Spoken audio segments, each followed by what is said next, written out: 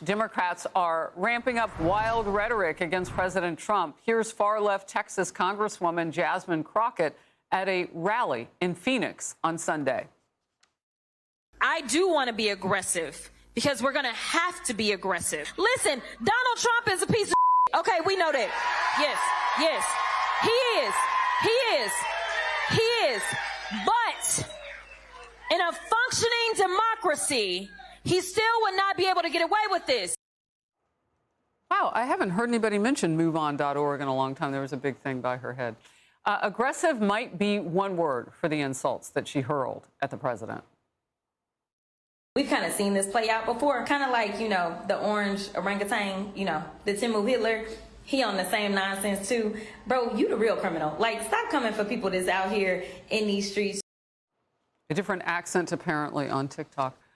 This may all be a response to the far-left base. Axios is reporting Democrats told to get shot for the anti-Trump resistance.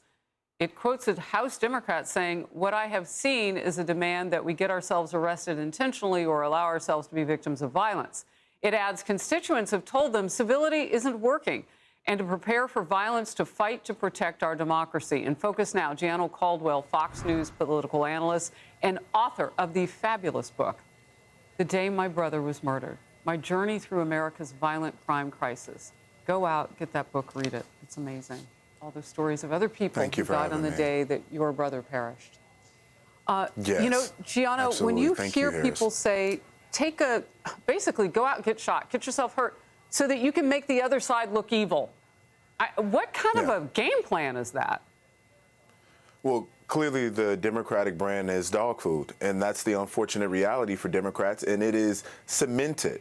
And polling from the Wall Street Journal showing that 63% of Americans have an unfavorable view of the Democratic Party, and they see Republicans, quite frankly, as the ones that can handle the issues that most Americans care about that are impactful for elections. This is where we are. Instead of them trying to govern, instead of them saying we're going to make lives for the voters that we lost, those that went over to Donald Trump's side, we're talking about the working class voters, we're talking about the union workers, we're talking about folks who traditionally have not voted for Republicans ever, no matter who was running.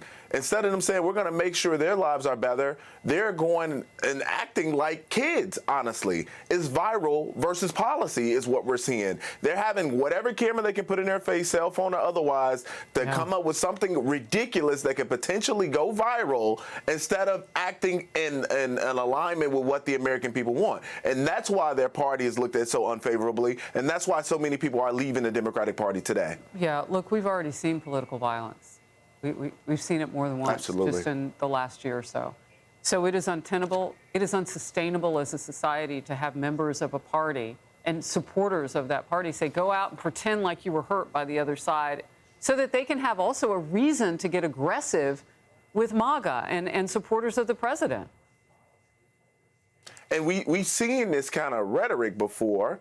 Think about Maxine Waters. If you see a Trump supporter, get around, make a circle, and push back. And there's been many, many other comments. Chuck Schumer with the Supreme Court and many other Democrats have said things that have been particularly in what I would think is political violence, just in the form of speech, because people can take those words and act on them. And we've seen it actually happen, President Trump being an example of that. This is where it's unfortunate for the Democratic Party, because they're going to continue to devolve. And unfortunately, when Trump's out of office, they have nothing.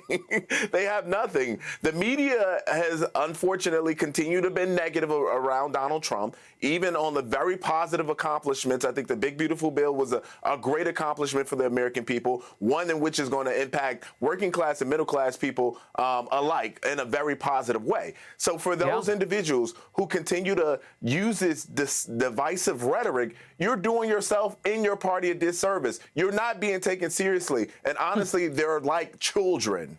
Yeah, and I can imagine Republicans say, let them. Okay, let them set the room on fire. Several far-left House members, all members of the Progressive Caucus, traveled to Mexico City over the weekend. And they went to attend a liberal summit and spent some time, what did they do? They spent some time criticizing America on the world stage. Democrat Delia Ramirez said this. I want to finish by saying a few words in Spanish because I am a Guatemalan with much pride before I am an American. The White House responded with this. These Democrats' comments are despicable and underscore their commitment to putting Americans last. Gianno. I mean, I couldn't agree with that statement more. And the truth of the matter is you can be proud of a country, sure, and you can also live there if you like. But certainly me as an individual, I know that America isn't perfect. Our country has been through a number of eras, and me and you, Harris, we know this very well. It's not always been a perfect country. It's not a perfect country. But I am very proud to be an American. And as someone who grew up on the south side of Chicago with a mom consumed by drugs, living in poverty, I am very proud to sit here as a Fox News political analyst and tell the country, even the world, how great our country is despite the setbacks we've had. Mm-hmm. We can always be a more perfect union. And I encourage everyone to move with that kind of mindset so we can be a more perfect union. All right, you get the last word. Gianno Caldwell, thank you. Always great to see you, my friend. Thank you for having me. Hey everyone, I'm Emily Campagno. Catch me and my co-hosts Harris Faulkner and Kayleigh McEnany on Outnumbered every weekday at 12 p.m. Eastern, or set your DVR. Also, don't forget to subscribe to the Fox News YouTube page for daily highlights.